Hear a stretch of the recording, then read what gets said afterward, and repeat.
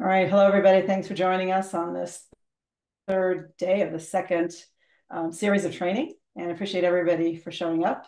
It is August 17th, 2024. And we'll go ahead and get going. There'll probably be a few others that are going to be joining, but we'll get started.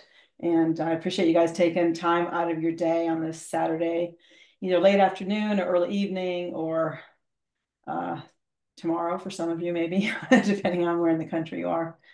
So, all right. So first we're going to talk about just a few things we'll cover from what we talked about last time, 2 weeks ago. And Joe's not here today. So it's the Louise and Kathy show right now. So he went over the locals channel. Okay. If you were here and looked at that, and let me see if I can pull that up just to kind of show you what that is. And we'll just go over a little picture of it. So this is locals here.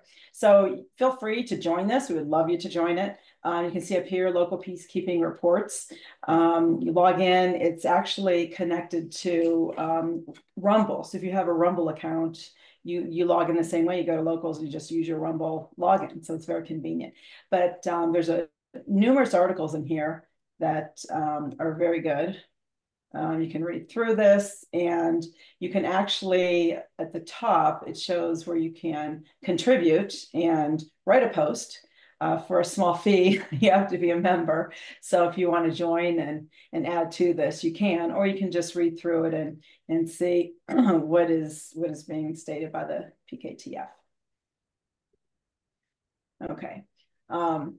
So, and then just to cover again, to be considered a PKTF liaison, officially liaison, you need to fill out an enrollment form. And I know a lot of you folks have filled out an enrollment form. And I'll go ahead and put this in the chat once Louise starts talking.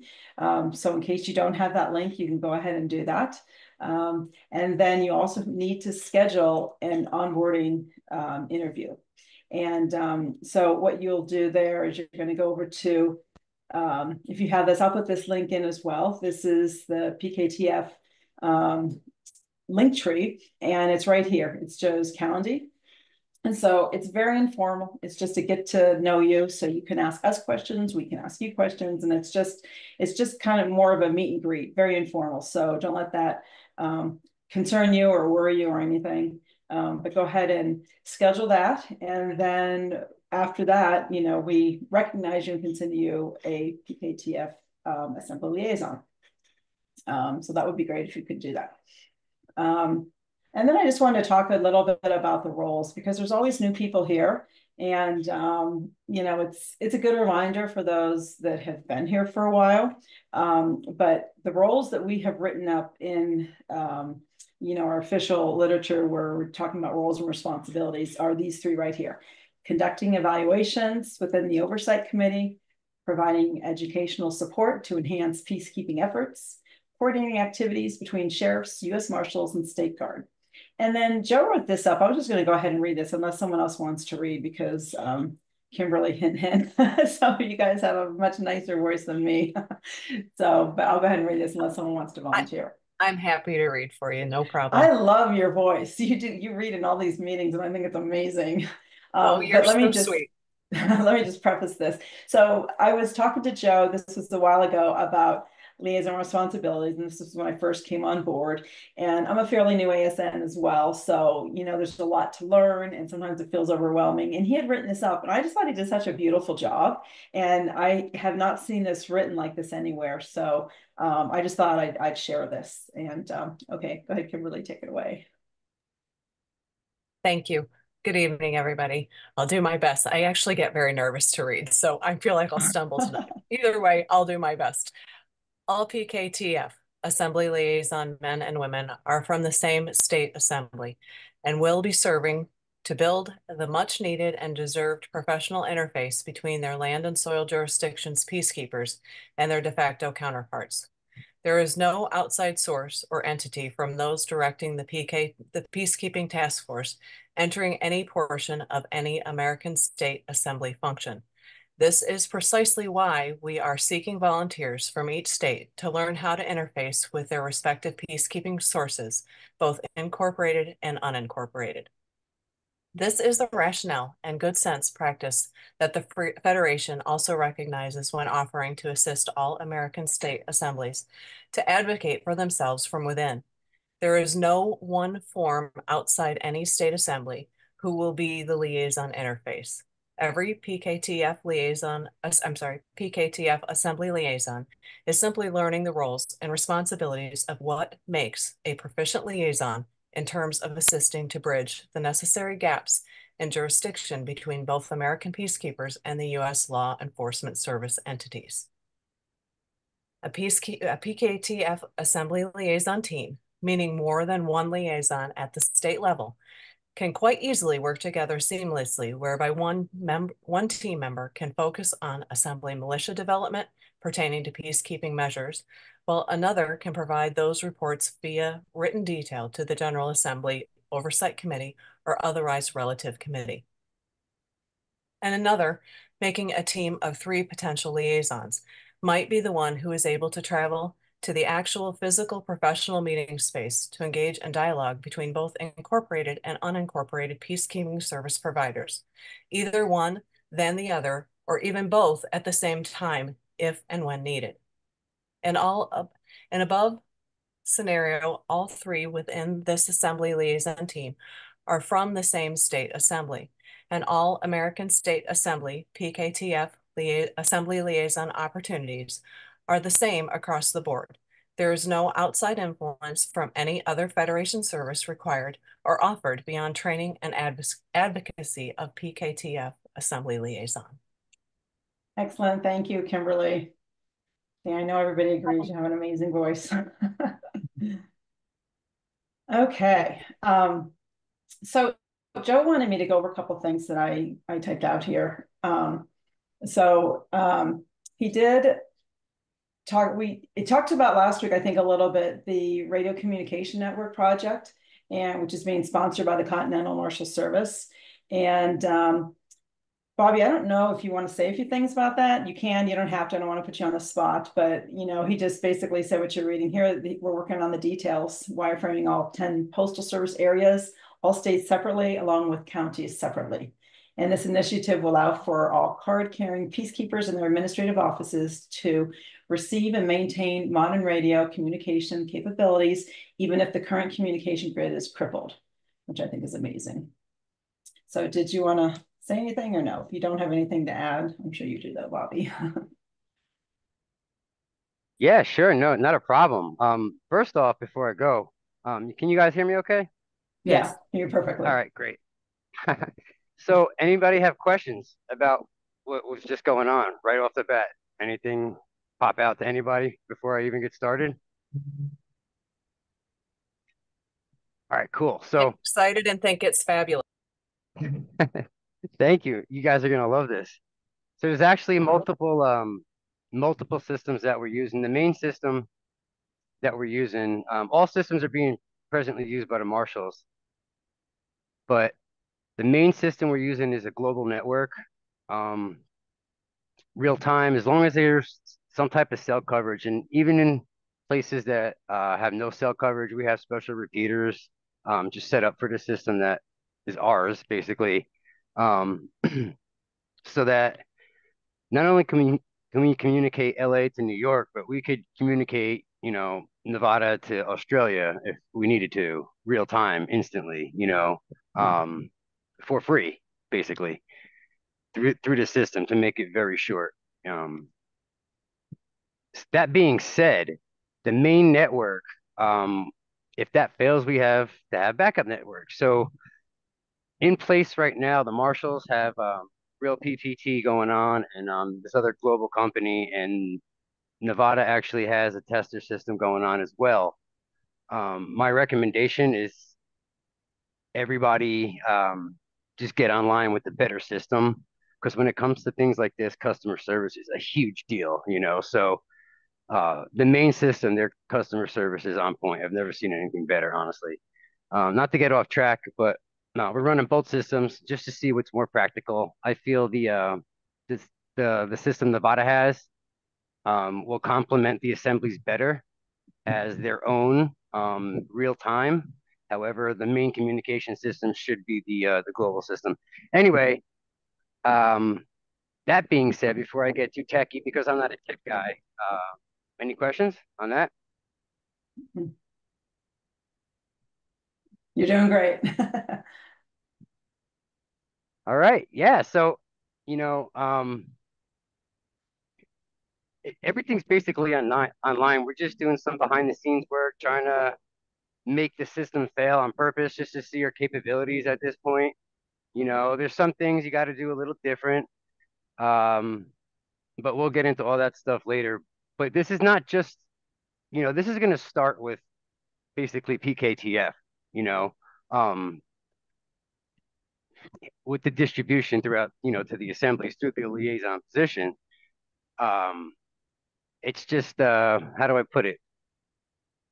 Beyond the fact that you get real time communication, this is something real that you can hold, and this is real now. It's not just an idea. Like there's something that we've been thinking about, and however small it is, just some stupid radio system. Now it's real because we're holding something now, you know? So it's once you see the capabilities and understand, like, because I can't talk about it in 2 seconds. I could spend all day like total excitement just talking about this stuff. But once you see the capabilities of this and how immediately things are going to change within a month, probably or two tops, um, yeah, you're going to be just excited. And again, it's not just for this. Like every member of the assembly is malicious. So this every member, as long as you're a card carrier, man, this is yours. Like you're gonna get one. It's just a matter of when now. Does that make sense? Nice. Kimberly has a question, Bobby. Yeah, So please. Kimberly, go ahead and unmute and ask your question. Thank you very much. Hi, Bobby. Nice to meet you. Hi. Very excited about what you all are working on here. So I'm going to come back with kind of a real grounded and maybe a little less than desirable sort of question because of what you've just declared and not being able to be brief about it. But as a woman, knowing just a tiny bit about this, wanting to know more, not trying to, use this as a cop out, I just have not been in this arena. It's becoming all new to me. How would you tell me what this is that if I go back to my assembly and say, Bobby's doing this great work, and I'd want to be able to tell you now, I've got two great backups on Michigan with me. I've got our Marshal at Arms who gets this, and I've got Troy Brown who is probably also got this, but I don't got this. So Awesome. could you help make it elementary for me to comprehend it a little better to be able to explain it to my assembly when I report this week, please? Thank you. Absolutely. I yield. Absolutely. So there's a lot more to the capabilities of these radios. So the long story is any technically any member from any assembly, can communicate to anybody who has a card. Anybody, who's a declared American or their respective, country can get one of these, all be in touch with the same communication. And the thing is, it's not in sync with it's not a US Inc. thing. You know what I'm saying? How do It's I a put different it? platform. Is it a It's a different totally platform? different platform, correct. Brilliant. There's similar things, but it's this system is very specific, so even people with the same type of radio from a different company doesn't it doesn't have the capabilities of even communicating with us, unless you go through extensive techie things, getting like gateways and hotspots and all these technical things. So to make that short, so when there is no cell service, if as long as you have Wi-Fi or a cell service, you're good to communicate with anybody in the globe who's on our account. All right. Meaning, the assemblies, the Americans account. Okay. Anybody on that account can communicate with any other assembly in any other, I think it's 172 countries now, real time. Um, Fabulous. so that being said, with the same radio, okay, this here, Yes. um, they're called, they run off, cell sites. So it's LTE 5G. And then the opposite side to that is these are unlocked UHF radios, that can be programmed for repeaters, analog, digital. Um, for that, for those who don't know anything about that, it's like ham radio stuff and like cell phone, internet, Wi-Fi, Bluetooth, secret squirrel stuff, all locked into one radio. So without even cell service, as long as you can connect to a GMRS repeater, which is just just like a regular walkie-talkie you could buy anywhere, for the most part now, you can technically use that same radio, as one, as long as you're connected to a repeater. That it ties everything together. This is like a whole bunch of different techie things all involved in one radio. It's absolutely amazing. There's no way I could even begin to break it down right now. That's fair because I'm just I wouldn't even know where to Oh, begin. Again, I'm not a tech it's guy, so totally no, it's yeah, totally fair. What I think I hear the excitement, and if you could say if this would be an accurate thing to say, it sounds like we have a new infrastructure that's actually coming up now, and that we've got platforms that we're going to be able to kind of intermix maybe some of the older technology and some of the new technology that you all have got here that is going to make it that we can communicate way more securely off of their platforms and basically start to take control of our infrastructure and run. Kind of, absolutely. But and the other good thing about this is, and these are the radios that Nevada has. Okay. oh, nice Um, and small. yeah, these are different. These are basically cell phones. They're very durable. Again, I still rather the other radios for a primary thing, but these are great for a backup thing. Um, we just got to test them out, see which one works better. We'll go from there. But whoa, well, shit.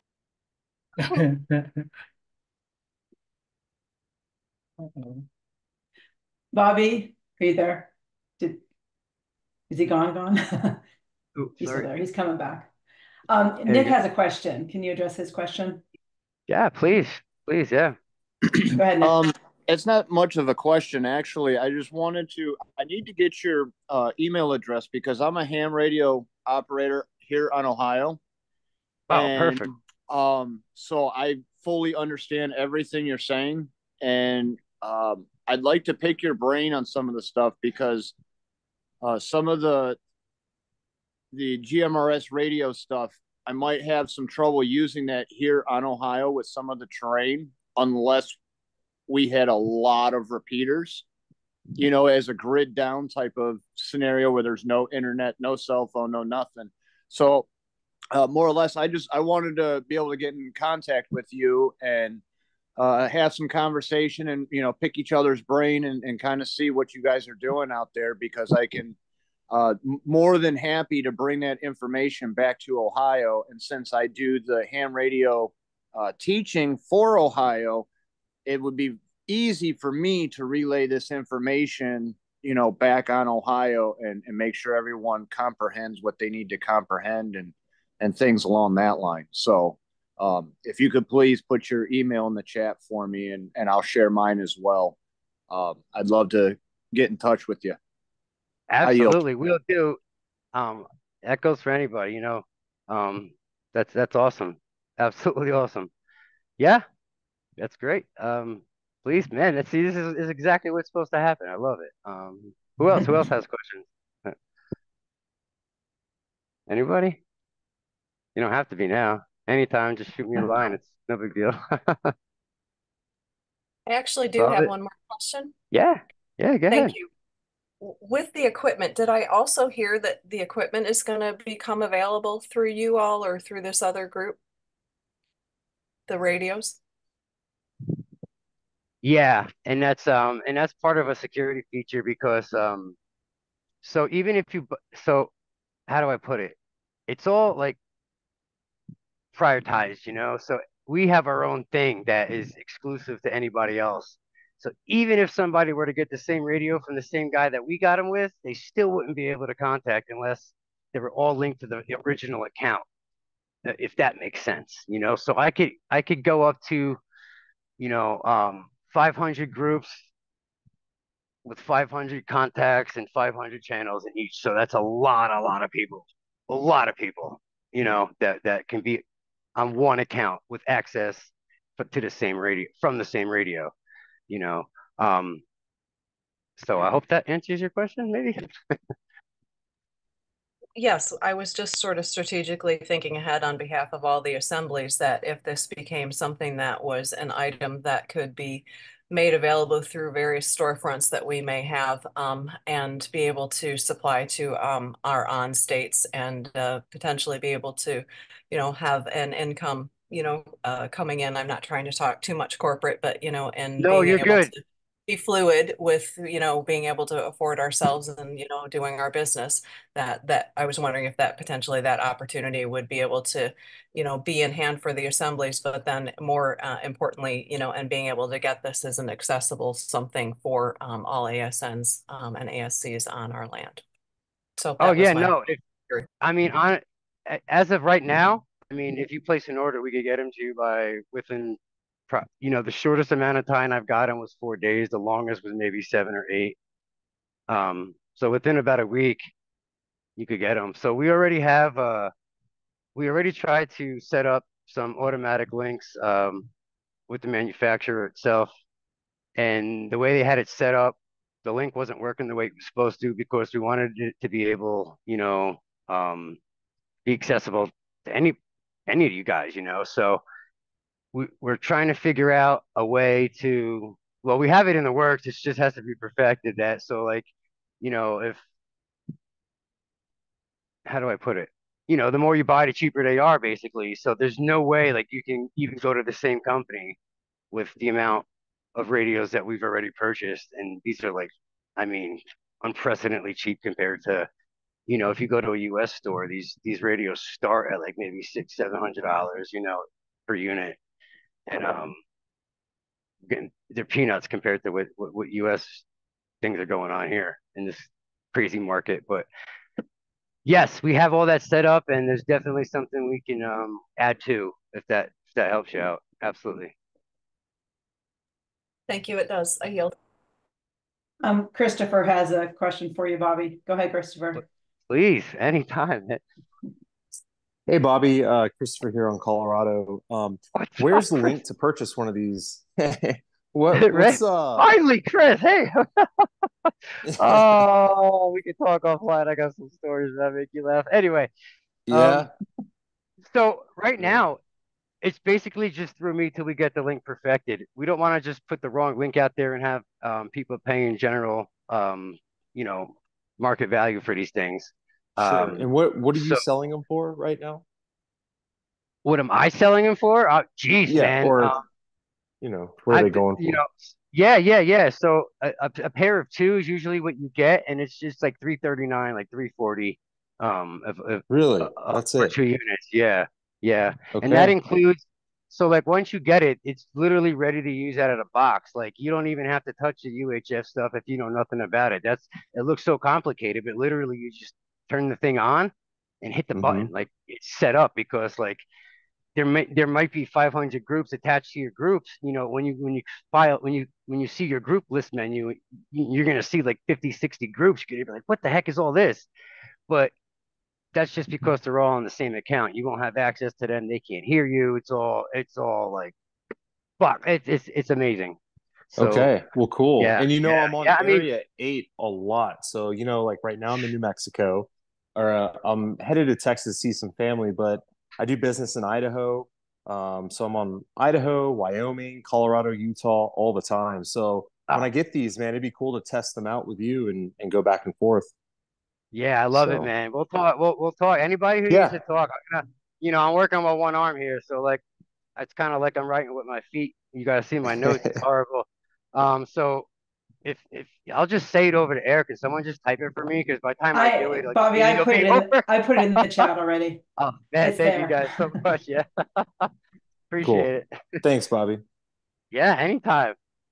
And just text me. Like, don't call me, guys. Text me. I have like a 3-minute message for the de facto that most people just give up on. They're like, screw this. So just text me anytime, anybody. It doesn't matter. It's okay. I put your email in. I did not put your phone number in. That's fine. That's fine. Yep. Once I email them back, I'll get my phone number anyway. So it's Perfect. a big Okay, that works. Yeah. Okay, so thanks, Bobby, for sharing. Appreciate it. Oh, Kenny. Kenny has a question. Go ahead, Kenny. Thank you. Just a quick one, Bob. Did I understand you right where you need the internet up and running for this system to work? Yeah, for the global communication, but not for the radio itself. For the global communication, yes. However, if internet and stuff is down on the UHF side, which is like, the regular walkie-talkie side, Correct. I know you know that, but just for someone else who doesn't, um, there's another system that is in development called Smart PTT. So as long as you can hit a repeater, that'll be able to send it at least nationwide, as long as the repeaters are up. If that kind of helps you out. But It does. that's not fully in the works yet. I mean, it's working, but it's not ours yet. Great. Looking forward to getting a pair. Thank you. I yield.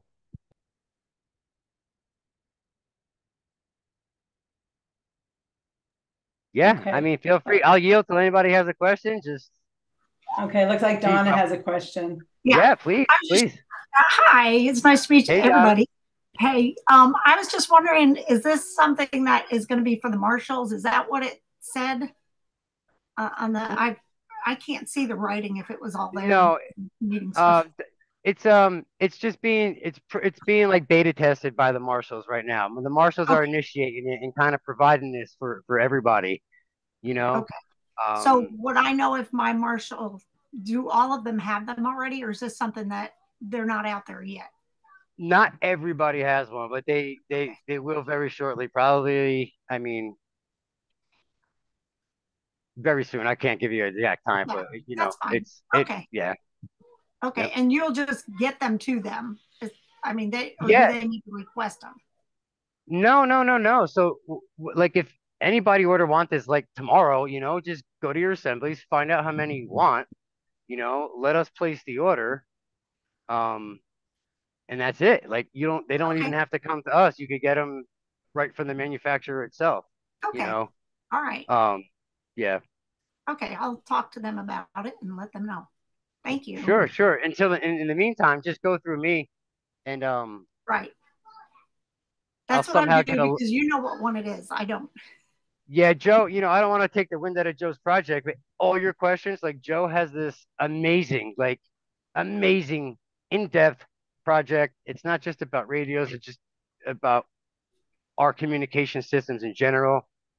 It goes into so much detail, and it's not just information it's like how-tos, so like very simplified, like takes all the techie crap, excuse me, jargon out of there, and it's just like talking to a Bobby. Be like, all right, this is what you have to do. Bobby, do it this way, Bobby. Like, once you know me, you'll start laughing. But yeah. All right. Sounds good. Thank Yep. you. Okay, thanks, Bobby. Appreciate that. We'll continue on. If anybody thinks of a question, you can post it in the chat and we'll get to it after we finish. At the end, we'll see if there's any more questions. So, or you can put it in the chat, and if Bobby wants to, with his one finger, respond, he'll have the whole meeting to do so. So anyway, so just to continue with what Joe was saying is that what he asked me to mention at this meeting is that he's also putting together an onboarding process for the PKTF assembly liaisons via PowerPoint. So it's going to be a material presentation and show, let's see, I'm just going to read what he said. I was trying to paraphrase, but I can't do that while I'm in my head. He says, this is a material presentation and cooperation initiative designed to provide full information about how to become a listed state level liaison through the Peacekeeping Task Force. The same PowerPoint presentation can be shared with all the liaisons who like the option to share material directly to their respective General Assembly or supporting committee. This opportunity will garner interest from other potential volunteers, from other status-corrected men and women, and member of their state assemblies, delivered directly to them by their current liaison. I think that's awesome. I just saw that this morning. So when he sent that to me. So I think that's a great idea. I'm really excited about that because I think it's really good that we can be really clear with everybody on, what we're doing and that kind of thing. So, okay, let me see here. 1 second. Okay, so I'm going to hand it over to Louise now. So I don't know if all of you know Louise Anthony, but I'm just going to tell you a little bit about her. And she's making a grassroots effort to propel the restoration of our de jure American government forward into full function in a strategic, collaborative, expedient fashion. Can you tell I'm reading? She initiated it to rescue our fellow Americans from bonded servitude to foreign United States government and from their ignorance. She proposes it to be a union effort, meaning from the soil level jurisdiction, to posture our American government to take the world stage and engage in the we the people in our self-governance. I saw that earlier in something that I read that she did, and I think she wrote that up, and I think it was a beautiful description of what she's doing, because what she's doing is amazing. She's put so much time and effort into this. If you just look at her website and her YouTube channel and the brochure and some of the documents that she has, created, it's very outstanding. So before I turn this over to Louise, we're going to answer Rich. You have a quick question? We'll answer his question. Go ahead. Just unmute. There you go. Yep. Okay. Yeah, I just wanted to ask real quick. You were talking about the training PowerPoints that they were putting together for the Peacekeeping Task Force liaisons. Mm-hmm. I've been looking through some of the videos that they have posted on their, I believe it's YouTube. It might be BitChute. I get them all mixed up. But I know I've been going through some of those trainings. I think I'm up to like the third day or day 3 of week 1 or something like that. So I know those have been very informative for me as doing my own research, trying to figure out if this is something that I can manage to get involved into. I didn't know if that was the same information that you were talking about, or if he's working on something newer than that. I yield. He's working on something new, and I think what he's going to do, because I actually haven't talked to him about it, he just wanted me to mention it, but I think what he's going to do is he's going to put all that together, because there is a lot of information. I mean, we have the BitChute channel, we have the YouTube, and where our replays are, and Lori, I'll go ahead and post the YouTube in the chat in just a little bit. But and there's written documentation, so I think he's going to take an overview of all of that just to consolidate it, and make it a little bit easier to get all the information in one place. Is what I'm thinking he's doing. So I think that'll be very helpful. So Louise, did you want me to screen share what you wrote up, or do you want to do your own thing? You just tell me what you want me to do. I have notes that I wrote up. I put them in the chat. That's what I'm going to be following, so you all can grab it from there. I will screen share. Okay. Y'all see my screen? Yep. All these buttons. Yes. Okay. So in the chat, you'll see this meeting notes here. So I'll be following this here as I go through our phase 3 project. Last time I introduced you to the backdrop of how the American Government Resurgence Project actually came about, and how I was inspired to put it together. The liaison service will basically be more involved with the phase 3. So when I'm here talking with you guys, I'll be talking more about the phase 3 portion. There are 6 total phases that I do present to the think tank, who are the task teams for all the different tasks that goes into making the project a go. So right now, let me go over the phase 3. I'm just going to go over the introduction part, of what I'm going to present to you right now. So phase 3 of the project is being reviewed right now for its logistical and strategic effectiveness in achieving our ultimate goal, which is to transfer the governance of America back into the hands of our county soil jurisdictions control, where we the people actually live, move, and have our being. So I'm going to talk more about that. And then the phase 3 part is a 3-tiered approach that I call the pre-demand diplomacy engagement initiatives. I'm going to go in detail about that. What I'm proposing to add to that, which I hadn't delivered at the first beginning, construction or development of phase 3, this is a part that I'm adding called Congress and Training Assembly Component. And this component was inspired by some of Anna's answers to my questions that I'm going to go over with you.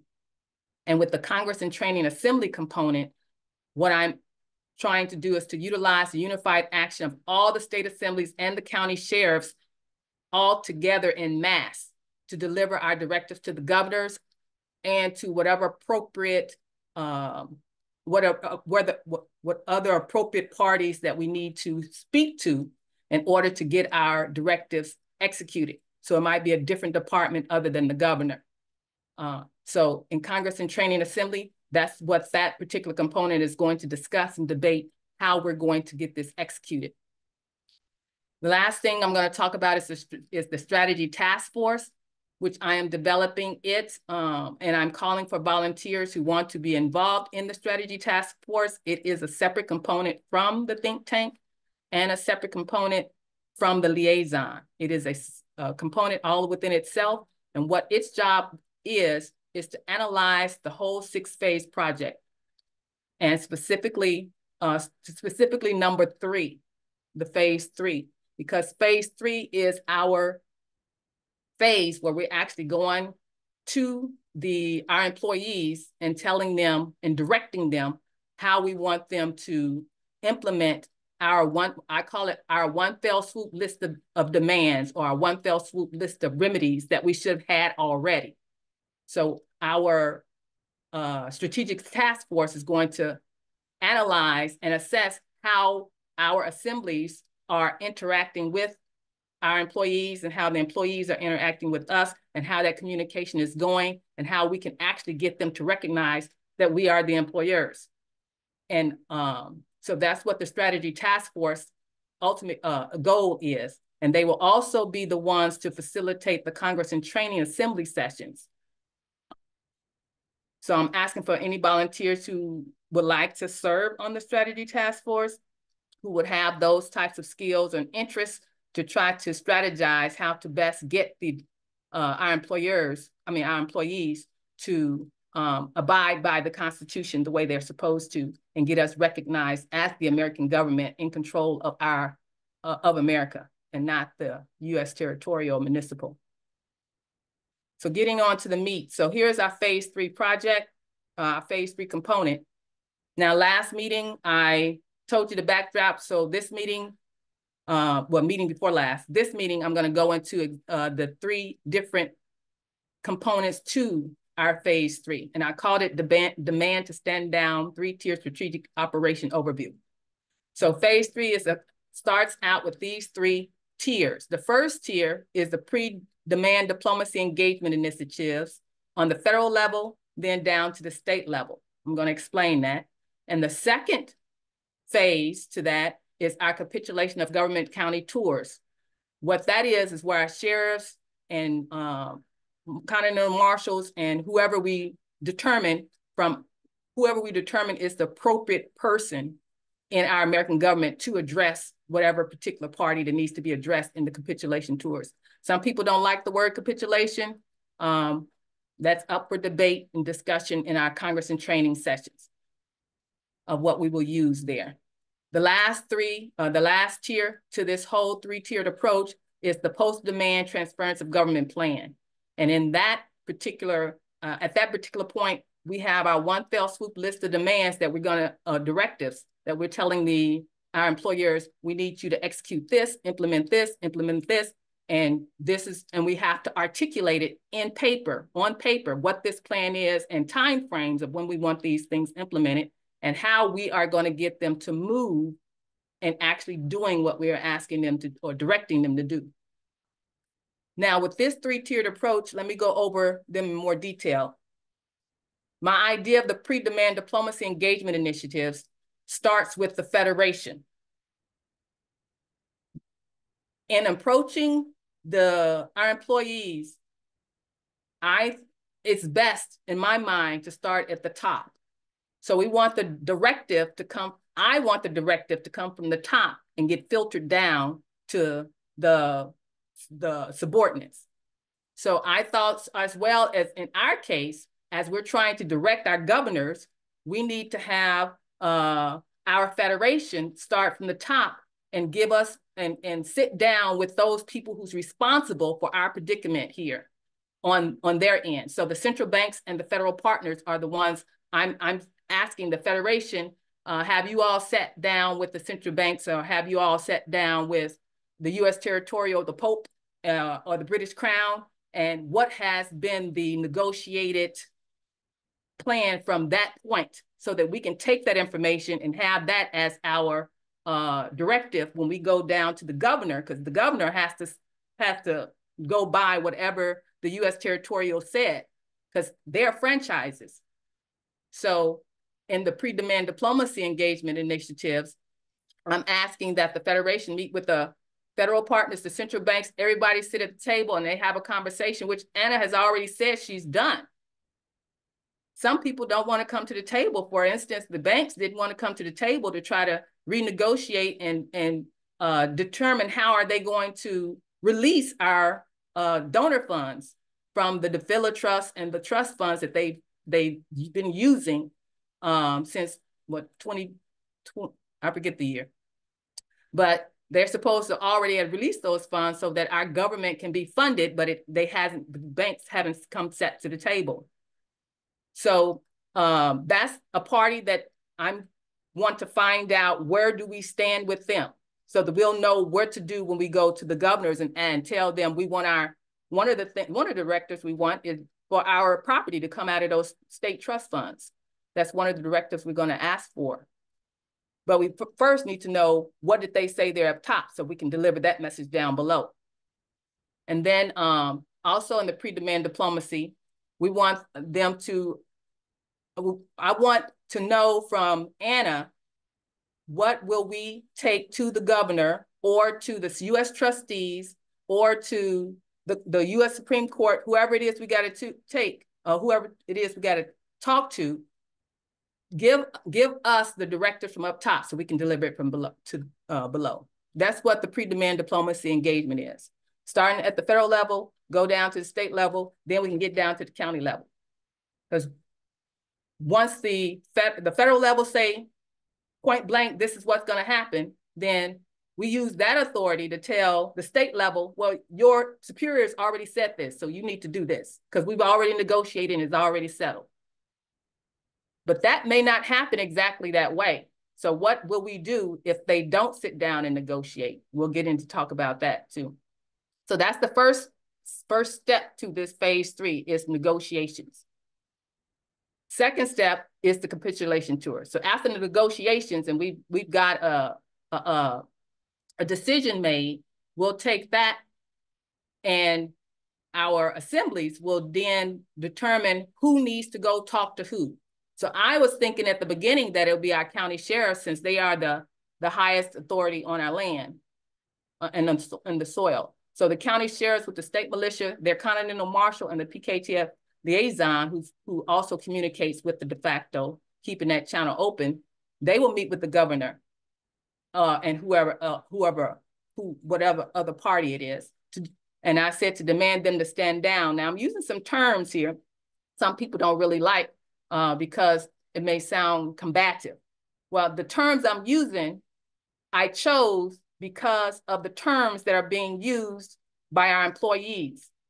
These are the terms that they use. And when I use it with them, they know exactly what I mean because they use it with themselves. So we don't have to explain to them and they can't play dumb exactly what we're trying to accomplish.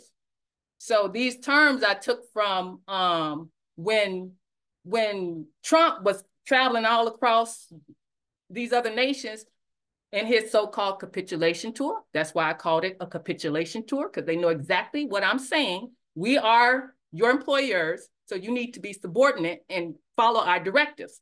They knew what they were saying to all those other countries, so they know exactly what we're saying to them. And so stand down, words that they use, they know exactly what we mean when we use the term. That's why I use the term. If people don't like it, think it's more combative, it's up for discussion and debate when we have our Congress and Training Assembly, because I want us to move, as I call it, 50 in full force, as unified as possibly can, because that's what I think our power is in. I want to see 25, 30 assemblies move at once to 25 or 30 governors, all in the same month with the same directives. That's the idea. So that's where I think the meat will come from. I hear a lot about, when we stand up our courts or when we give a directive, where's our teeth gonna come from? since we don't have the guns or have, that type of backup. Well, I think our teeth will come from the numbers of us who stand together, unified, and approach them all at the same time. So that's how I'm trying to manage this and plan it out. So that's our phase, our tier 2 is when we actually go and meet the people with our demands. Now, two specific demands I want us to make to the employees. One is, number 1 here, raise the peace flag above Old Glory. And number 2 is erect the billboard in the courtyard, directing the public to correct their political status. Those sound simple, but I think they're a major shift in power if we can get that accomplished. And this will keep us from playing, I call it whack-a-mole, where one national get one win or one assembly get another win, but this other national over here fighting the same thing with another state. And that's a waste of time and waste of energy. We need to go at this together and with the same focus in mind. And that's what I'm trying to do here. So if we can get the peace flag raised above Old Glory, what does that message mean? What will they see? They will see that the territorial has capitulated to the American government. When they see those 2 flags waving and the peace flags on the top, I don't even want them to take the Old Glory down. I just want it to be lowered above the peace flag so it can send that message, because everybody know what Old Glory is and what that represents.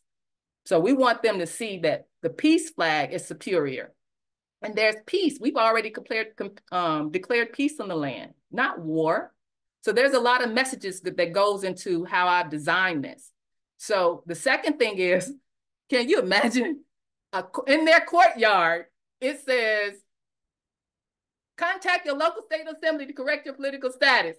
In their court, well, it's our courtyard. We paid for it. But I mean, in the governor's courtyard, that's what it's saying. Can you imagine what that does to your psyche? If we can get that accomplished too, then we are changing and shifting the paradigm of who's in control here. So it's 2 simple directives, but it means a great deal. It sends a great message to us becoming the ones in power and them being submitted to us as the employees. Louise? Yes. So there's a question. Do you want to take that question now, or did you want to wait to the end? Go ahead, Kimberly. Thank you so much, Louise. I love your passion. I love this whole project. I'm actually kind of active in this now, so I was actually really glad to see that you've got 2 points to sort of have as a horizon line. I actually, with our Marshal at Arms here on Michigan, I've actually already had a meeting with a trustee at my local township that I have some controversy with. And so have been working with them and this particular man, and have actually approached him about putting the peace flag up. I had asked Joe a little while ago, and I'm trying to still pursue this because if I have this opportunity, which, it hasn't been kiboshed by this man. And actually my bait was, do you want to make history? And he would like to make history, and he is sympathetic to this, but does not comprehend it enough yet to really, get it, but gets enough to want to be, involved and supportive. And he's very much about trying to be for the people. So that said, my point of etiquette is I have been trying to find, where do I access flag etiquette, flag protocol? I don't know if we're allowed to have 2 flags on the same pole, or if we can't. I don't know these things. I don't know, what the finials mean and so forth. I found little bits and pieces here and there, but what is the authority, and where is that authority in law? I can't find it. So I just would want to say that I think we would need to make absolutely sure on that particular piece. And if anyone finds it, if they could let me know, because I don't want to do this in error if I do get the opportunity to get one of these up. And so I just want to make sure that I do that with proper etiquette. And then the second thing, I love the billboard directing to correct their status. I will actually make that a second point of what I'd like to do. So thank you for offering it. I yield. Thank you, Kimberly. Yes, I need to talk to you because you delivered that at think tank last last think tank meeting, right? Wednesday. Was that you, Kimberly? To be honest with you, I'm blurring together with my meetings right now, and I don't know if it was last time or the previous time or in a different meeting at this point. So forgive me for not being able to cite which one, but yes, I have shared this with others at this point, and I'm just trying to, get feedback and support, because if it, can happen and it can happen right away, then, I'd love to go ahead and, Yeah. get it right. So thank you. And I'd love to talk to you. We'll get together for sure. Yes, because and if you want to be on a strategy task force, we can do that too. But that type of since Kimberly already has that that communication already open, we can use that information to try to fine tune. You're probably gonna what? Approach this. We got an open mic there. On the cheese dip? Robin is cheesecake. I like some cheesecake. Okay, never mind. Tier 3. So yeah, so and as I'm going through each of these tiers, how we execute the next tier will depend on how effective the one was before. So I keep that in mind too. Now, I said what do we do if they do not capitulate? What if they push back? Well, one thing that I have here that Anna mentioned too in one of her webinars is how do you get the de facto to do their job, do what they're supposed to do? She said public opinion. She might have said public opinion. I like public pressure. And I use that word because that's what it is. And what I mean by that is when we go to the de facto and trying to get a governor or senator or somebody to do their job, you might have to bring out some dirty laundry about them to make their public aware that they're not doing their job. Now, and I utilize this technique because when I was in grassroots activism, dealing with our local town and our Illinois governor, that's one thing that we did as a tool. We used that as a tool to try to bring out to the public and disclose to the public the things that they're doing under the table. And so that's one of the techniques that I think we can utilize into pressuring them to do their job anyway. Now, Anna does this already at the federation level. She calls everybody out and tells them what they're supposed to be doing at the federation level, at the federal level. Every state need to be doing that to their employees. I think to your governors, to your senators, our assemblies need to be aware if their employees are not doing their job and bring it to the attention of the employees that you're not doing your job, and how and direct them how to do that or what they need to do to change. So that's one of the techniques I think we can utilize to get them to move in the direction we want them to move in. So that's all under tier 2 at the capitulation tour. And as we're preparing the capitulation tour, that's something that we would have to look at each governor or whichever whatever party we're going to be addressing. What is it that they're doing that's against the Constitution or criminal? Or what is it that they're doing that is for the Constitution? Because I do know that some, like I think it's Louisiana governor, who said that they're going to put the 10 Commandments up in the schools, I think he passed the bill or something. So that's something to highlight. We can use that as a hook, just like this one that Kimberly was talking about. She used the hook that, hey, you be making history. Whatever the hook is, we can use that to get them to move in our direction. So different techniques like that is what the strategy task force is going to be trying to develop and determine, how can we move them in the direction they need to move. Last part of this 3-tiered approach is the post-demand transference of government plan. Now the transference of government plan is going to have to be drafted up with the collaboration of the strategic task force, think tank, and the state assemblies. And in this transference plan, I wrote out what I call one fell swoop list of demands. And I'm going to go over it here later in the presentation, but it's a whole list of things, of remedies that we should have been given already. So we want to ask, we're going to direct them now. We want you to give these things to the public. And you know, it's not even remedies that just Americans supposed to have. It's remedies that the territorials are supposed to have too. But we're not going to focus on that one. We're going to focus more on what the Americans are supposed to have and the crimes that that have to stop. That's what we're going to focus on.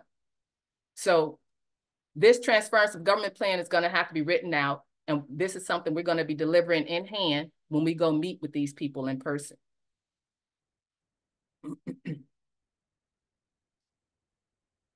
So now let me talk about this Congress and Training Assembly proposal. Now I explained the 3 different tiers: the Federation, the Tier 1, the pre-demand diplomacy initiatives. This Congress and Training Assembly proposal will come actually at that level before capitulation tour. Let me explain to you what this Congress and Training Assembly proposal is. Now, I asked Anna a couple of questions. And to these 2 answers is where I came up with the Congress and Training Assembly. So I asked her how many states are needed to call a Continental Congress. Is it 9 of the original 13 or 2/3 of the now 50? She said in blue, 2/3 of 50 are required. Or we can call the Congress into session as we call the states into the same way we call the states into session, but we feel that the level of overall confusion and ignorance has not yet settled down, and the progress at the state level is not solid enough to do that yet.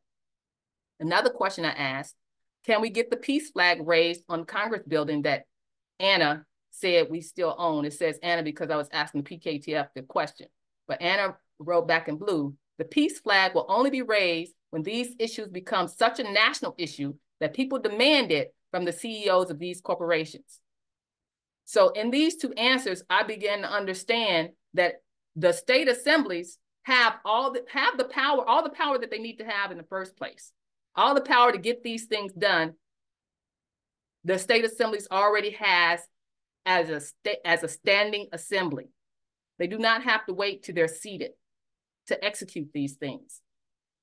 So the one thing I want to accomplish with the Congress and Training Assembly, well, a couple things. I want us to learn how to run our government as a union of 50 assemblies in full cooperation with each other. I want to execute the appropriate unified action to address our employees with these 4 directives. Now, one of them, which I mentioned, is to take our property out of the state trust. But along with that, we want to demand that they discontinue property title systems for land titles and vehicle titles. One, they can't own property here anyway. Territorial municipals can't own property here. So, and Anna said, we need to cancel title systems. The other directive, number 2, raise the peace flag on the state capitol buildings. Now with our capitulation tours and our postcard campaigns and all that, the first county that I wanted to start with is the county that has the governor's office and the state capitol in it. Because again, I don't want to play whack-a-mole. I want to start at the top. And then 3rd, to erect the billboard in the courtyard, which I mentioned. And then 4th is to execute the one fell swoop list of remedies. Now, the other thing I want to accomplish with the Congress and Training Assembly, a component, is to move in unison like a flock of birds in timing and precision action when we address our employees. Like I said, I want 25, 30 of us moving at the same time to try to get to address our employees. I want, with this Congress and Training Assembly, to build the weaker assemblies that will in turn strengthen our Federation of 50. I know some assemblies have 20, some assemblies may have 75 or 150. Well, the one who has 20 has the same power to execute these things as the one who has 150, but they may feel less capable when they're going out there alone. But with all of us going together, I think that will be encouraging and empowering to all the other assemblies that they're not alone, and we have more strength when we move together. The last thing I want to address with this assembly is to address the issues that affect all 50 assemblies in common until we are competent to convene a Continental Congress officially. Now, as part of my project is to convene a Continental Congress at the end for the purposes of renegotiating those constitutions and to install a president and or appoint a head of state successor. These things we need to get done, but like Anna said, we're not educated enough yet. And hopefully with the Congress and Training Assembly, we will educate ourselves and practice how a Congress is supposed to be run before we're actually able to have all the assembly seated in order to send a delegate to Congress. Now, she did explain to us, our chairman told us that Anna says that seatment means that you are capable and ready and have the authority to send a delegate to Congress. That's what seatment means. With this plan, with this plan, I want to get 50 states assemblies seated, but I'm going to approach it from the back door. And what I mean by the back door is, the way I understand it, and you can correct me if I'm wrong, is that a county assembly, if a county assembly is standing and seated, it can change hats and be a state assembly. So which means when a county assembly is seated, that state assembly can also get seated. I've heard her say that. But we'd have to strategically design it that way, because she said, well, just because you're filling up your state offices now, it doesn't automatically fill your county offices. And the opposite would be true. Just because you're filling county offices doesn't automatically fill the state. So you have to do it deliberately.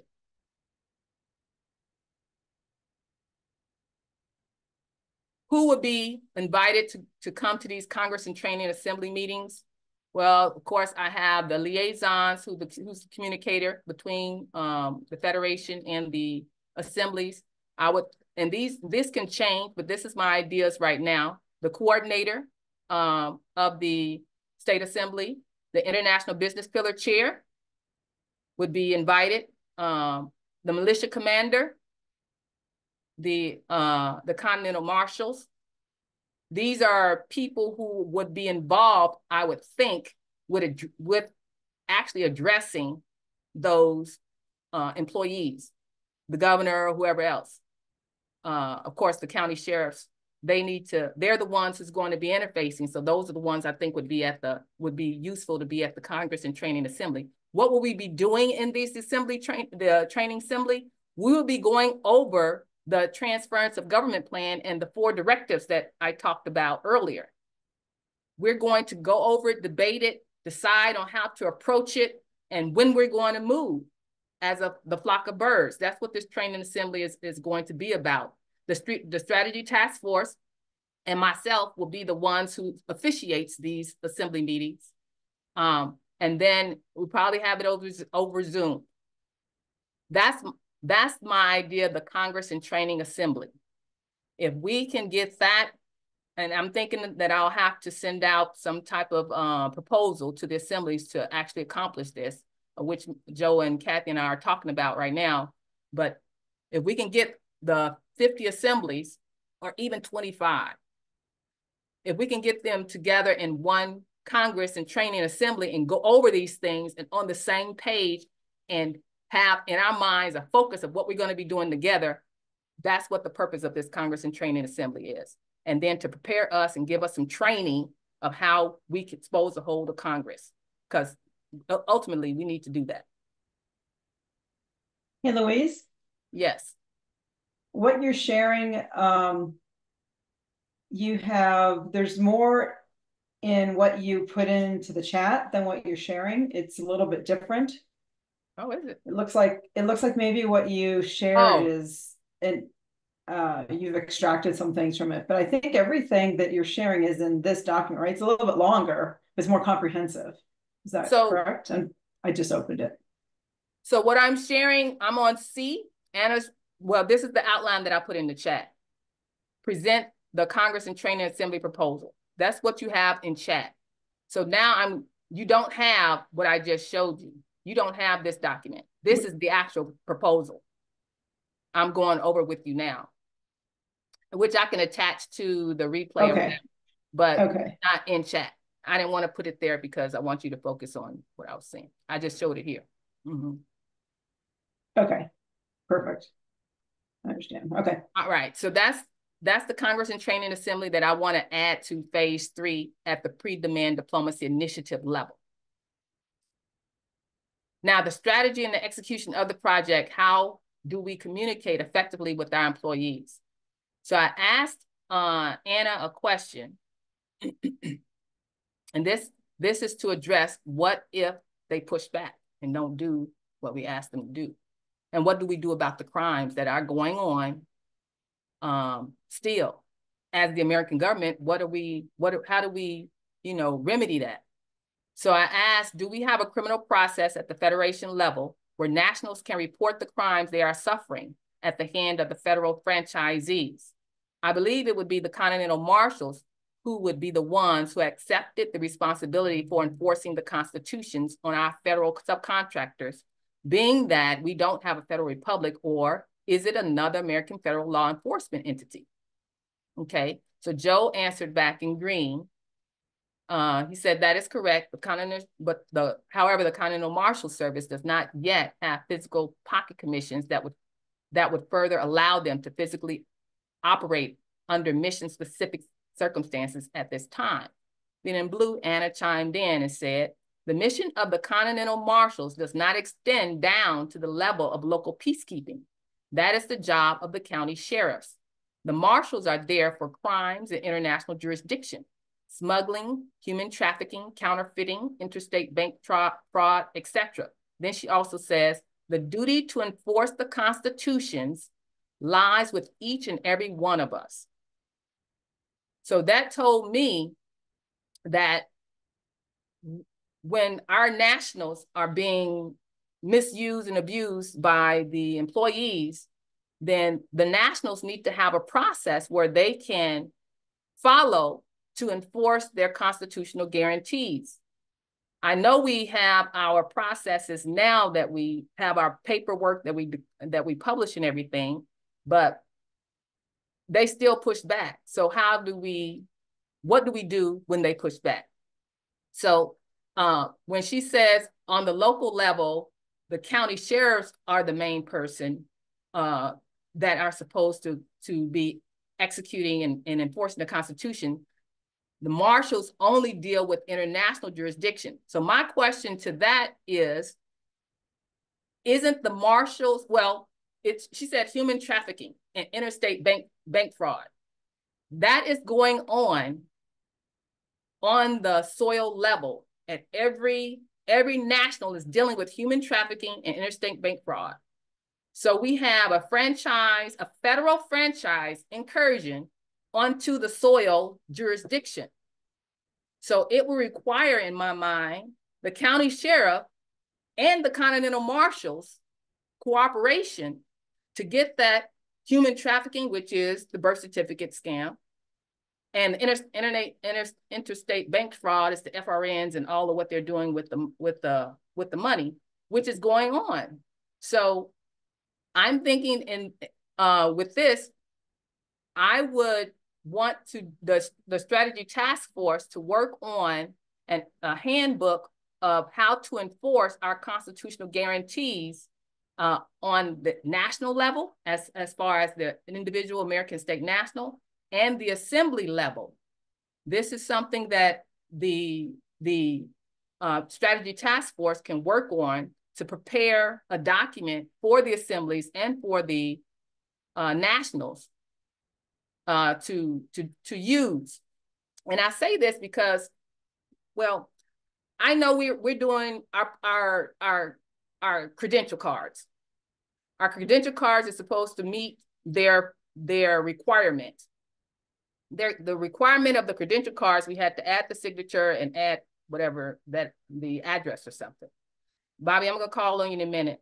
So what happens when we now use the credential card to get our passports and they deny us? How do we approach that as a state national? And once the state national does all the process that they're supposed to do they come to our assembly now or our county sheriff? Or who do they come to now to get the remedy that they're supposed to have? Because I can foresee them doing that. Go ahead, Bobby.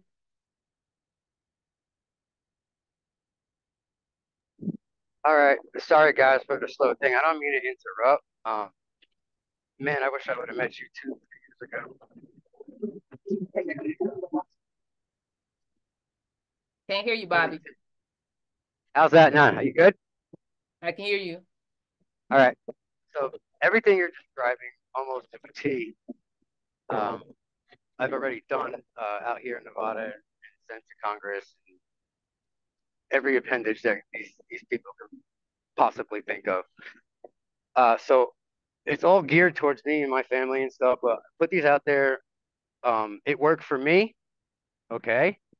It's kind of Bobby as a man stuff combined with a lot of Anna's things and some things I've learned from being in that system for a long time. All right. I can tell you that I got them to do what I wanted to do.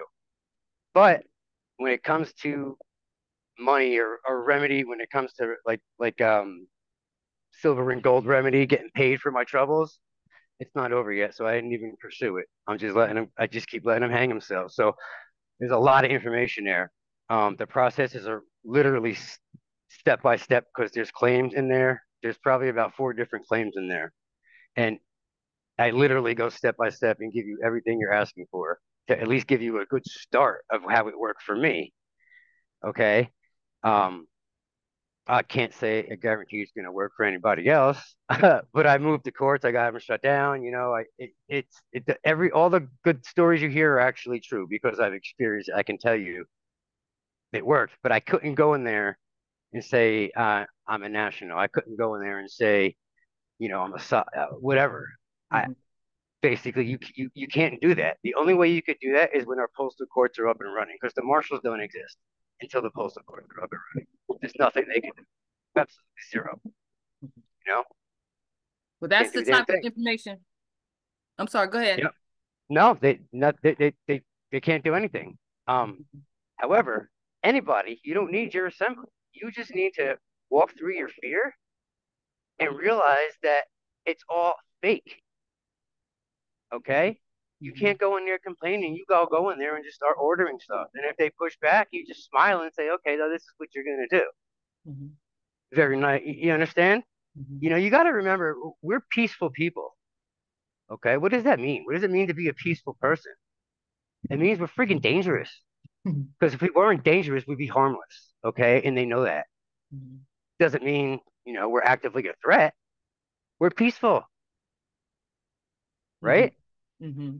Stand up, stand in your truth, and just, they cannot control you. Mm-hmm. Okay? You are not the person you're looking at in the reflection. That's not you. You're the same thing that talks to self in the mirror when you're 5 years old. It's the same voice. That's you. Mm-hmm. You know, at 45, I'm still acting like I'm 6. Come on. That's me. I'm Bobby. That's who I am. Mm-hmm. Right? Mm-hmm. Go in there and just not be scared. I mean, I took, you know, people from Nevada with me to court. Come on, show me. We're gonna go witness this. Come watch what I do. Mm-hmm. Right? And I wasn't yelling, you know. But anyway, go ahead. That's all I was trying to say. I didn't try to do anything. Use those examples. If you don't like them, don't use them. If not, we'll get it. We'll get it. I like to see that those documentations you have. We can see what we can use. Because what I've learned too, well, one thing we need to learn how to use our lawful person, because they're in the jurisdiction of the air, but we have a lawful person that we can communicate with them in the jurisdiction of the air. We have to learn how to do that. I'm not sure how to do it. What we are still doing, what I see us still doing, is trying to make them come over to the soil jurisdiction. And then they go silent. When I hear them be silent to me, that's a passive aggressive stand. So we're still fighting. I don't want them to be passive aggressive. I want them to communicate. We need to get to a point where we can communicate with them and they know who we are and they know what position they have with us. And there will be a respectable relationship. And that's what the strategy task force with this particular part of putting together the handbook of how will the nationals how will they communicate to get done what they need to get done? How will the assemblies communicate to get done what they need to get done? And I bring up the passport case because I was denied a passport 3 times for my daughter. And she was born at home without a birth certificate. They denied her 3 times. It took me calling the senator and getting him to talk to the U.S. Department, U.S. Passport Office, getting them to send a diplomatic agent to my house, sent them to my husband's house, who far across the country, then to my daughters. They did a DNA test on us. They paid for it. And then they issued me a passport. It shouldn't have took all of that. I want to be able to communicate and get it done without it taking all of that, without having to go to court. We shouldn't have to go to court, but we have to figure out how to do this, how this communication works between the jurisdictions. And that's the whole point of this one. And then I want to be able, with our process, we have great documents in our 928s, but how do we utilize them to get what we need to get done? That's another thing. And the processes aren't complete. We send in our documents, yes, but they're not complete. 3 years down I've had this happen. 3, 4 years down the road, IRS gonna come after you. That's what they did to me. Or you stop paying taxes and now they're taking your house.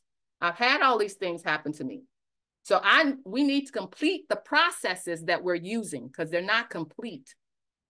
That's what I want us to come up with the strategy task force as far as the handbook go. Completing the processes so that we are left on the offensive when the conversation stops. So that if they come back, we are in the offensive, not on the defensive, trying to scramble and figure out what to do. And that's what I did I had to add some stuff to the IRS process. And I had to add some stuff to make them stop taking Social Security and state and local, all that out of my paycheck, because that wasn't provided in the processes. We have to complete those processes. I know I'm getting it's got a 10 minutes now. So I'm going to leave this document here. I'm going to attach it to the replay. And these are the one fell swoop list of remedies that I was talking about that we need to, the Congress and Training Assembly, talk about what remedies do we want to require them to give us. I'm sure we can add some more because I had somebody add some more today talking about the W-band and everything like that. But this is a list of remedies that we want to talk about in the Congress of Training and add some more to try to see what it is that we think the Americans ought to have had already. We were supposed to already have these guarantees. So let's get it done. So anybody who want to be on the strategy task force, I invite you to contact me. My information is all in all the documents. The one I just put in the chat, my contact information is in that. Our launch date was September, like next month to October was the launch date for the postcards. I don't know if we'll be ready for that. I'm still waiting for Anna, but and then the phase 2 for the tours. These are the declaring our independence tours for the county tours. That's phase 2. It's supposed to start November, December. And this phase 3 here that I'm talking about is slotted to start in January, February. Hopefully we can start our Congress and training sessions then. Now we can open up for some questions or any other comments anybody has. Thanks, Louise. That was great.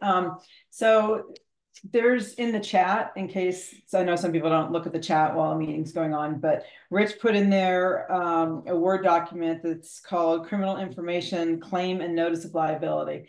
It's how to push back. So it's something that you may want to check out, download, and then have a look at that later. It looks interesting. Louise, you should grab that too. Rich, go ahead, ask your question. Thank you. I wanted to talk about that document. I know Christy has been working with Doug for a while, putting that together. I think in its original form, it was called something else, Provenance, Declaration of Provenance and Jurisdiction, I believe. So it's been through several incarnations, and it gets updated, a word tweak here, a word tweak there, a week or two at a time. I know that she put together, I believe, a 4-part video series on her YouTube, I believe, channel called Status Correct, that covers how to read through it and get familiar with it and how to use it. You send it out as a notice to all of the agencies, and it's a self-executing contract.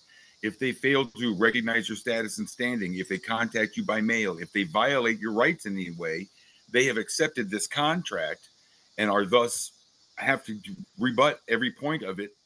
And so far, she said they've had very good luck with it changing the way that the government seems to be reacting to people, having them on file. I get it. If you look up her videos, read through the document, research it. I've mailed one out. I haven't had any return from it yet. That was only about a week ago. So, but I'm interested to see just exactly how it helps us out, because I do think, like she refers to it as, they keep reaching into the cookie jar. Like you said, they don't give us the rights that we're already supposed to have. It's because there's no repercussions to them not doing it. And so this is kind of like a way to slap their hand every time they reach in the cookie jar for anything as simple as failing to recognize us as American state nationals. And we have a criminal claim against them then, because it's against the law for them to address us the way that they do. And so they violate that law, they accept this contract, and then they have to meet our demands on it.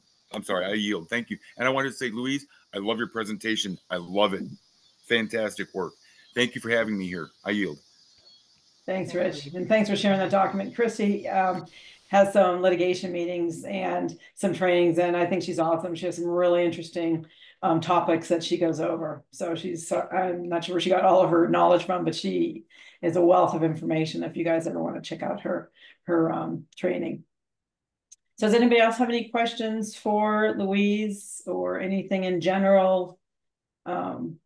And you can always think about your questions. We'll be back here in 2 weeks, same time, same Zoom, and you can ask questions then. We can, hash over. I often think of things after a meeting. I come up with all these questions and I'm like, oh gosh, I wanted to ask that one. So you can just bring them back to the next meeting if you want. So. Go ahead, Christopher. Hey, so that document the gentleman from Illinois just posted, the information claims and notice of liability. I actually have submitted that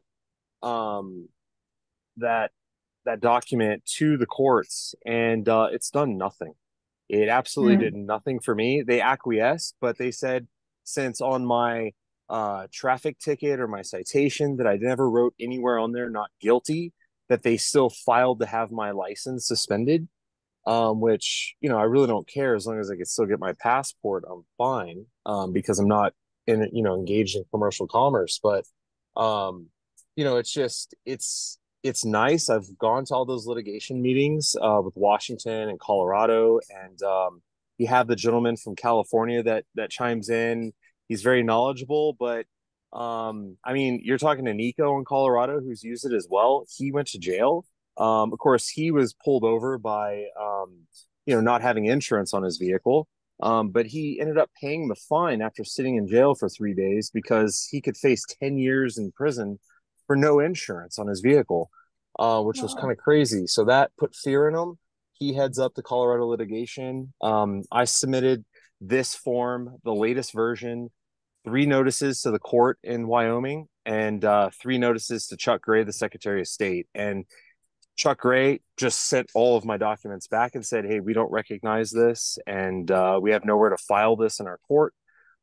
So yeah, it's just it was very frustrating to go through all of that hassle with all the registered mail and get all pumped up about this document. It really didn't go far, but I don't know what your opinion is, Bobby, being a CMS, Continental Marshal, but I know we don't have our courts yet. We're working on that, but they in this document they referred to Anna's articles, and no offense to anything. I mean, it's all great information, but her website literally looks like from 1995 or 1998, and when we're sending it to the de facto, these Harvard people, Stanford people, and they come across this and they see this website, they're probably just laughing at us. But I mean, the information's great, but I just, that's all my 2 cents on there. I mean, it's a great document, but did it go far? It didn't so far. And that's Nico and myself around the exact same timeline. So, and I submit. Wow. So where are you at now, Christopher, with what's going on with I guess you had a traffic ticket. I mean, yeah, it was only $125, but I had logged in to see if it was still able to be paid, and it was. So I called the court clerk and spoke to her, and she said because I never wrote not guilty, it basically showed that I didn't show up to court, even though I sent my 3 notices within 14 days, and they were delivered. I have my green slips saying that they were delivered registered mail. So she said on June 11th, they submitted to the state of Colorado to have my driver's license suspended for my action of not paying that. So, again, we're standing up against the de facto. I'm doing my best I'm not fearful at all, but it's just, it's ridiculous because, yeah, I could pay the 125. That's nothing. But the point is this document should be working. My credentials should be working. And so I spoke to Hudson on Idaho, and what they're doing is pretty incredible. I mean, of course, that's Idaho, but they are using their de facto plates still, letting the registration expire. If they get a notice, they submit paperwork to the courts, and they all have been dismissed. No one has had a ticket. And they've also included their credentials cards with their citation to the courts. And just letting them know, hey, it was an honest I love their vibe, their energy in their notice, sending it to the court. It wasn't aggressive. It wasn't like, hey, you failed to recognize me or anything like that. It was like, hey, I honestly believe that the officer so and so just doesn't know, and I really don't want this to go negatively against his record, so let's just dismiss this. Like, it came off in that vibe. And we would love to just get you guys educated on who we are, and if you guys want to learn more, let me know. That was his vibe, and it's worked very well. But yeah, he hasn't even heard about this document, so I don't think everyone's jumping on board. I did send it to him, but yeah. So, anyways, I'm a real person that sent it in, and the latest version, and yeah. So that's my 2 cents on that. Okay, well, thanks for sharing. Yeah, I've heard some other people doing that with their registration, just not, renewing it, and then, sending forms in when you get a ticket, which my registration is coming due in a few weeks. So I think I'm going to do that just for fun, to see what happens, because I don't want to pay another registration. So I'll play around with that a little bit and then report back. So Troy, Sure. go ahead. You have a question? Thanks, Christopher. Hello, everybody. I just wanted to fill in about that criminal information notice. Not once did I hear lien. That's what that actually ends with, a lien. If you don't lien it, there's no consequence to it. So the criminal information notice is made to be a self-executing conditional acceptance to the Secretary of State. Once it is enacted to the Secretary of State on the state that you live on the United States Secretary of State, you have a self-executing contract as soon as it's delivered.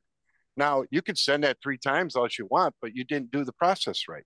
The next process is waiting for them to actually order off the menu.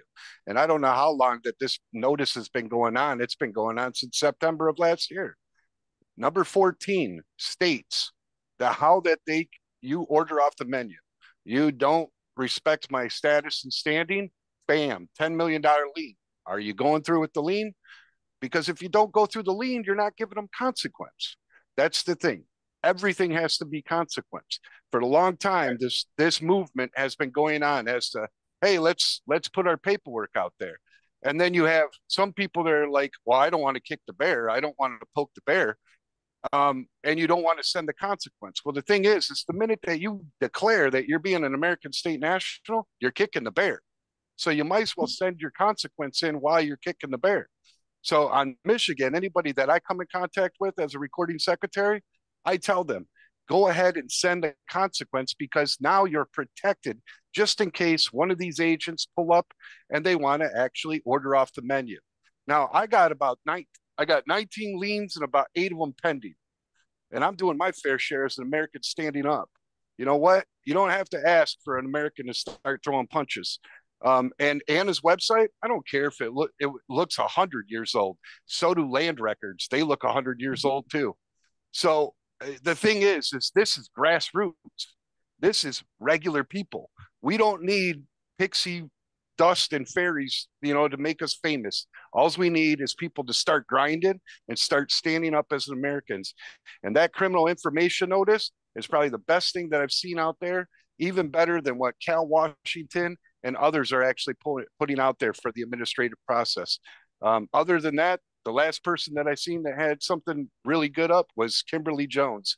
But that was a little bit longer of a process. This is a 2-pager, done, self-executing contract. And once you send it, once they order off that menu, which is number 14, and just so if everybody knows that Anna actually reviewed this, and this is her words from 1 to 7. That's her words. Anything after that was what Christy and actually Doug put together. And Doug is kind of like the American State Nationals, Cal Washington. This guy he's brilliant. But as soon as they order off the menu, you're supposed to send 3 true bills. If you send the 3 true bills, follow up with the lien, and then bam. But the one thing that I think that we lacked in all this is they're starting to push back on Colorado. And I saw the last gentleman was from Colorado. So everybody here, if you're using this self-executing conditional acceptance, do your state, do Blinken, and do Colorado. That's how we're going to stand, because we have to give them consequence for what happens if they do not acknowledge to us. 3 weeks ago in Anna's coordinator meeting, she stated, you have to hit them where it shows unrealized losses. That's how they're going to see. Every quarter they post unrealized losses. That's how their bonds and everything is actually going to see it. With that, I yield. Thank you. Okay, thanks. Hey, Troy. I just wanted to hop in Christopher. real quick. Troy, would you mind leaving your email in the chat? I would love to connect to you because I think having a clear step process that we can share across all states, state assemblies, I think it would help a lot of people, because we hear this and a lot of people aren't very tech literate, and and you hear different things because this is a new document. I would love to know that step-to-step process so we can all be uniform and come at it the same way, and so they know. Yeah, the Thursday meetings, that they go over, Doug, and I'll have to tell you that I actually spoke on the phone with Christy. I can't believe she called me. She spent 2.5 hours on the phone with me. Absolutely, I'm so gracious that she did that.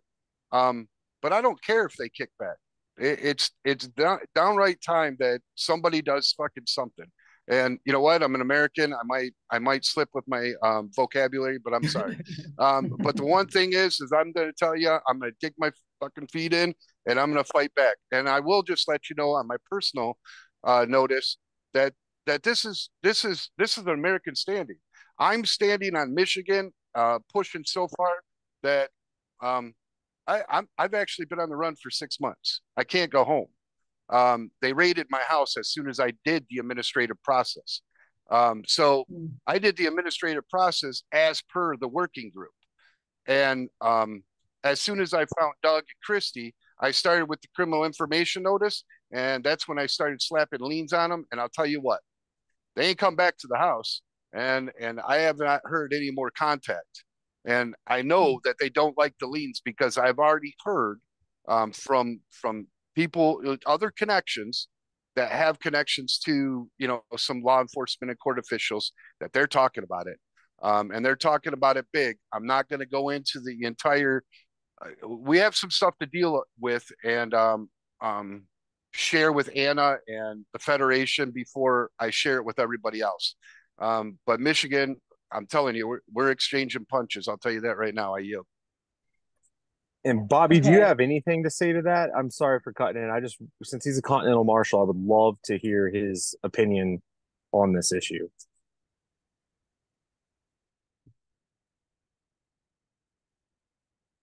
So while he's finding his unmute button, I'm just going to say that if people need to leave, it's 7 minutes after the hour. I totally understand. But you can stay around and listen to the rest of this conversation. Go ahead, Bobby. Yeah, so I really can't speak as a marshal, but in my experience, I don't know if you guys know my background at all. But I've been in law enforcement, EMS. I was a 9/11 paramedic. I was at Hurricane Katrina. I've been shot in the line of duty by corrupt cops. Like, I'm in books, I'm in movies. There's a whole HBO miniseries on my unit called We Own the City. So I learned all this stuff because I refused to follow unconstitutional orders, and I told them to screw off. The problem was they invested millions of dollars in me when they made me an underwater assaulter and a tactical instructor, along with a freaking sniper on a federal task force. So they know I know too much. The worst thing they could have do was send me to the courts. I basically was suspended, and I started noticing all this bank stuff going on. So I started asking questions. Long story short, I'm not a cop anymore. Yeah, so I can answer the things on that. They know exactly what's going on. The problem is if they admit or if they give remedy in their crazy little dualistic upside down world, right? Anything like that will spiritually, energetically, whatever you want to call it, get them into a bind. Okay. So they rather just go around and blow up all their municipal corporations and call it a bust. Right. So we're probably not going to see anything till that happens, honestly. The great reset, whatever you want to call it. They can't admit to what they've done. They have to provide remedy for it, but they can't admit to it. Right? It's these rules. You got to remember, I was born Italian Catholic, raised in New Jersey. Right? I was groomed for this shit, but they didn't expect me to ask questions. So stuff happens for a reason, and I got shot because of it. That's the seriousness of this. Okay. Um, they know exactly what's going on. Make it simple. Yes. Thanks, Bobby. Talk, man. Please, man. Yeah. Like I don't. I'll talk to you guys all day long, man. I'll tell you exactly how it is. All right. Let me ask Robin. Do you want to go ahead and ask your question? Well, I wanted to make a comment. I've leaned also, but you do not send just 3 true bills. You have to go through a process. You have to send a notice, wait 30 days, send another notice. I think it's 20 days after that. There is a process that you have to go through. And but I was advised not to lean the other 2 parties yet because you need to have your court set.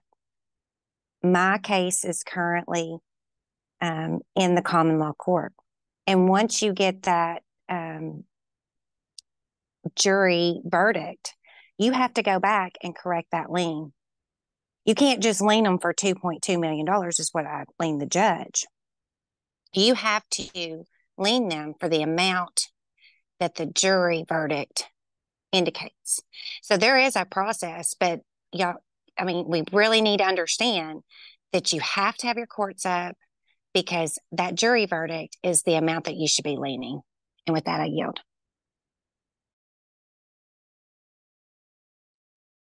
Thanks. Thanks, Robin. Not sure if these comments are to what you said, but let's go ahead and go with Kimberly. You have a question or a comment? I do actually. I wanted to just say with regard to Troy Brown. Hi, Troy. Nice to see you back. I wanted to just offer that one of the things that I think was particularly genius about some of the work he's doing is that with the fee schedule, he's actually gone ahead and made this that it is billable and can be congruent with a billable circumstance. So it's actually really a nice way to account for things in a much more simplified fashion. So I wanted to just give kudos to him and let you all know that if he's willing, and he's a very sharing man, thank you, that that might be something that you all might be interested in as well, as just a little more efficiency for that document. I also wanted to, and Troy will have his hand up next, he can address this then, but he has a fantastic litigation meeting, and perhaps that may be something that others are interested in. I don't want to open that without his permission, but I just wanted to give him a prompt that he may want to. And the last thing I wanted to say, and it's slightly off topic, but I just wanted to ask, and I'm sort of saying it for my own, just so people know, this coming Wednesday, I'm going to be meeting with my family physician, and I'm going to be asking him to sign my attestation and declaration of life document. And so I am hoping for some great prayers on that and that he completes this. So I'll be attending with my Marshal at Arms, Kenny Fisher, and my state coordinator, Amy Hunt, and we're going to see if we can get both of theirs done as well. So we'll let you know. But if I end up in jail somewhere, please pray for me. Thank you. I yield.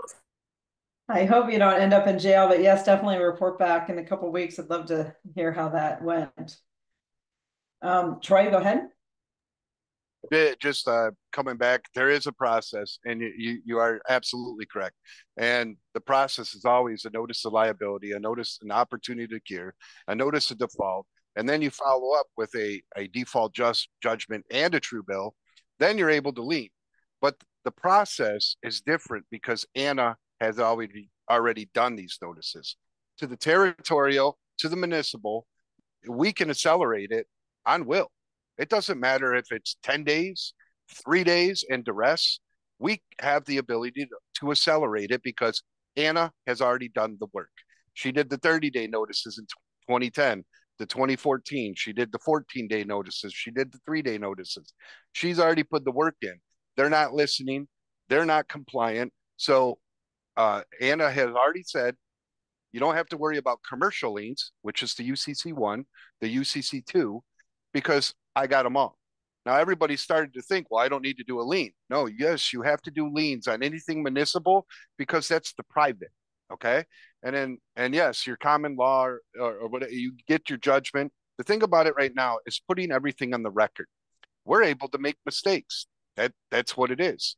We go off of our fee schedule. As sovereigns, we state what it is, what happens if you trespass upon my rights, okay? Then I bring it to a common law court.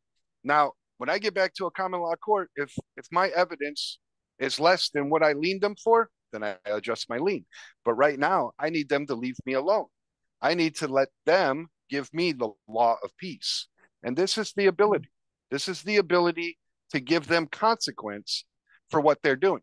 And I'll tell you right now, they don't like these liens. It's affecting them. It's affecting their credit. It's affecting everything. You want to see change? Get them liens out there. That's what Anna's saying. Anna is saying, lien them, lean on them, go on them hard. That's what she's saying. And I'll tell you what, they're going to change. The minute that you affect their household, that's when they're going to start changing. I just saw a video not too long ago, and it was something with police officers and everything within the last 3-4 years. They're hiring people as per an IQ and empathy test, and they're hiring people that have a very low empathy. Very low empathy is conducive with a very low IQ, but the very low empathy allows them not to care about the common man. People with high empathy, probably like Bobby here, are the guys that don't go along with the system, and that's part of the thing. Like I'm tired of this. This is void ab initio, okay? It's fraud from the beginning. Stand up, America. Stand up peacefully, and let's assert our rights. 10 Maxims of Law says if you don't assert your rights, you have none. I yield. Thanks, Troy. Very interesting. I like your perspective. So we'll just take our last question since we're 16 minutes past the hour, and thank you for everybody on the East Coast. I'm over here on the West, so it's early for me. But go ahead, Rich. Actually, it's not a question. I wanted to say something about, because everybody seems to talk about these private plates, the non-commercial plates for the cars, the Regulation Z plates. And Yeah. in Illinois, I looked through the codes and the laws, and I couldn't find anything that said that we were entitled to any kind of Regulation Z plates or that they would issue them. What I did find is that under the USC Title 34, subsection 12611, it's called the Vehicle Theft Prevention Program. I believe that is where the vehicle registrations fall under. And it says in the code, it's a voluntary program. It says the paperwork that you use to join the program is supposed to state it that it's a voluntary program, but it does not. And there's another code, 29 CFR 29.10, and I can put those both those codes in the chats. And it says this is how an owner can withdraw from the program. You simply remove the plates from your car. And it says you're encouraged, the owner is encouraged to notify the participating agency that you have withdrawn from the program. It doesn't say that you have to, but that's what it says, is you just remove the decals and devices from your car if you don't want to be in their registration program. And that's what I did a month ago. I've been driving around with no plates on my car for a month. Now, I don't go out a whole lot and drive foolishly. I'm an old man in an old car. Cops don't look at me twice most of the time, but I have no license plate. I do have big bumper stickers that I made that I put on there that state the law. Title 34, subsection 12611 is voluntary. And perhaps they see that and look it up and go, wow, maybe we shouldn't mess with him. But I haven't been pulled over yet. But like I said, I'm not out driving around a whole lot being crazy and foolish and speeding and running dangerously and stuff. So, but it's something that everyone may want to look into. Everyone has to decide what's right for themselves on how they want to push back. And this is something I felt that I could do, because if nothing else, if I get stopped, I carry a copy of the laws with me. I can show the police officers this is what it says. And if I'm not violating any other safety regulations or guidelines, I got insurance, I wear my seatbelt, I drive according to your guidelines for safety, then they have no reason to be stopping me. And thereby, that is a violation. I'm not in violation of the law. I'm following their laws. That's what my conversation is planned to be. Now, I haven't had the opportunity to approach anybody like that. Like I said, everyone seems to see it and leave me alone. It's just information I wanted to put out there. Now, I did have, I believe in our assembly in Illinois, we have an ex-state police officer, Ron, who had said something in our last meeting about don't do that because it's not what that is. And I told him at our last meeting, and I'm hoping that our next meeting he comes back and has some more feedback about it. Because as far as I know, like I said, I'm following their codes. I'm not in violation. If you want to remove the tag, just take it off your car. Everybody has to do what they want for themselves. Do your research and be safe. Be safe and be peaceful. I yield. Yeah, thanks, Rich. That's good advice. Troy, did you want to follow up and mention what you had mentioned in the chat real quick? I believe Robin, she followed up, but it was a Department of Transportation, 1955, annotated. But it's only accessible from a law library. Okay, thank you. Well, I have a lot of things to read and follow up with. Thank you, everybody. Let's see. Jocelyn, you want to say something real quick? Yeah, so Deanne in Idaho, and I'm sorry, I forget her position. She sent me the Highway Transportation Safety Act of 1955, and I'm just going to say that it wasn't in there according to a bunch of people that had also read it, including myself. But I just was messaging Robin because I wanted to get my hands on it, and unless it's like a different version or something, but she had sent it to me. I can try to find it. I don't know if you're closing right this second, and try to put it in the chat. Okay. But we didn't find it. Like three of us went through it and we didn't find it in there. So let me look real quick. I can try to hurry. Okay. Just reading a couple notes that are in the chat right now. Okay, thanks, Rich. He's giving us the titles that he talked about. USC Title 34, subsection 12611.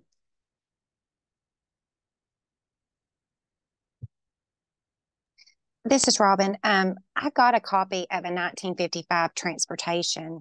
It wasn't the Transportation Act, though.